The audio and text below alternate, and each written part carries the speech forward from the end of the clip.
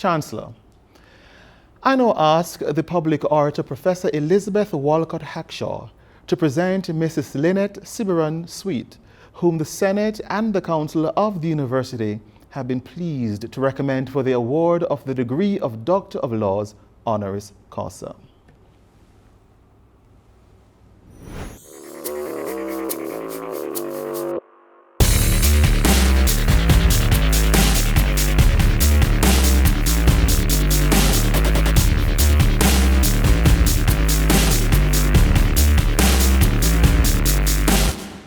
Chancellor, I am sure that you would agree that the qualities of a great musical composition are ultimately undefinable. They surpass technical knowledge or perfect execution. Such music has the alchemy to transform the ordinary of our daily lives into something transcendent. Chancellor, Ray Anthony Holman is such an alchemist, mixing potions as composer, arranger, performer, musician, vocalist, and educator.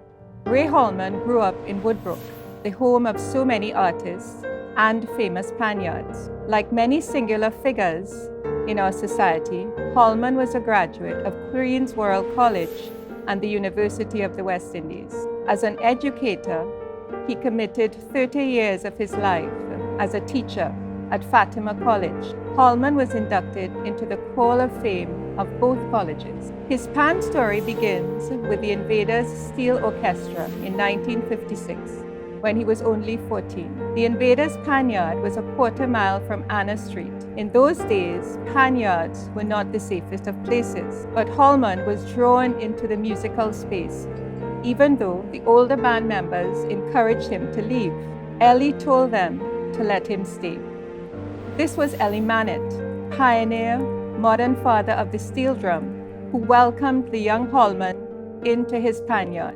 For this, Chancellor, we are eternally grateful. Holman would make his own mark in the world of Pan. His talents brought renewed life to a defunct Starlift Steel Orchestra, producing two of the best-known steel band hits of all time, I'll Feel Pretty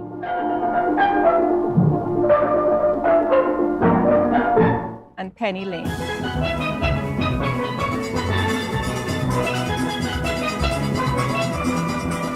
He has arranged for the Panorama Steel Band competition since it first began in 1963, winning 2 titles with Lord Kitchener's The Bull and Queen of the Bands. Some of the best steel bands in the country have performed Holman's arrangements. Han on the Move made him the first steel band arranger to compose and to perform his own tune for Panorama. In 2014 and 15, 3 of his compositions won the Monarch competition.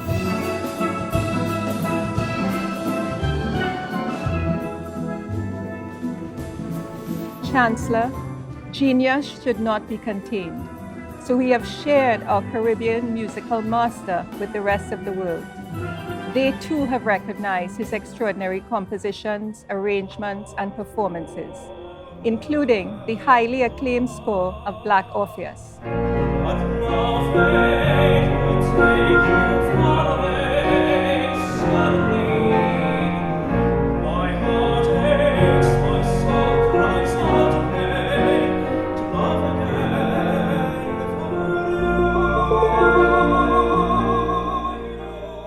Can we also say he brought Pan to Japan?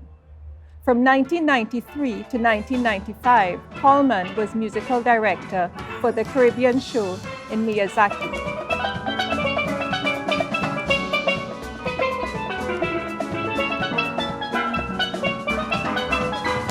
His compositions and arrangements have been performed by 100-piece Japanese steel pan orchestras.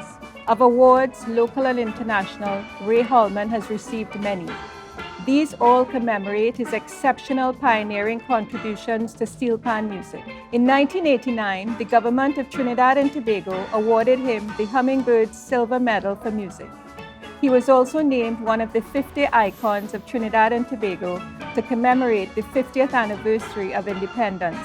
In 2001, Holman was honored by the United States Congress and the City of New York Folk Arts Institute as a legend of Pan.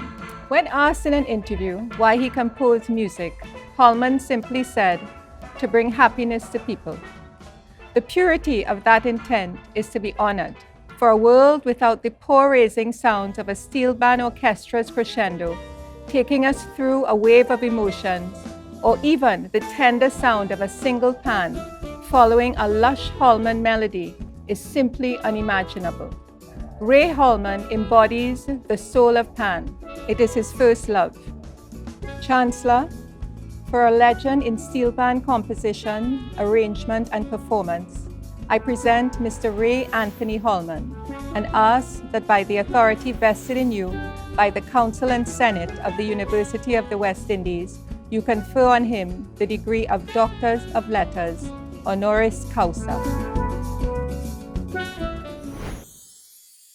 By the authority vested in me by the Senate and Council of this university, I now confer upon you the degree of Doctor of Letters, honoris causa of the University of the West Indies. I now invite Dr. Ray Anthony Holman to perform for the company.